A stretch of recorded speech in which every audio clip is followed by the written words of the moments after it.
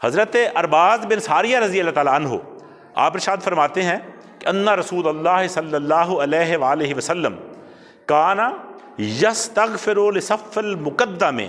ثلاثا ولسان مرتن، فرمایا ان رسول اللہ صلی اللہ علیہ وآلہ وسلم، بے شک رسول اکرم صلی اللہ علیہ وآلہ وسلم کان یستغفر لصف المقدم، آپ پہلی صف والوں کے لیے مغفرت کی دعا کرتے، ثلاثاً 3 مرتبہ۔ سرکار جو پہلی صف میں لوگ بیٹھے ہوتے ان کے لیے مغفرت کی دعا کرتے 3 مرتبہ،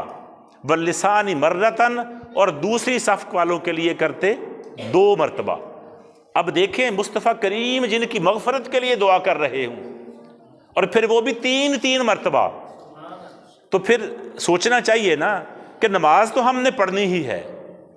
ہم نے گھر سے وضو بھی کیا ہے، کپڑے بھی بدلے ہیں، الحمدللہ غسل بھی کیا ہے، اچھے کپڑے بھی پہنے ہیں، خوشبو بھی لگائی ہے، وہ سارے لوازمات پورے کیے ہیں، مسجد میں آنے کے ٹائم بھی نکالا ہے، لیکن پھر وہ پہلی صف والی فضیلت کیوں چھوٹ جائے؟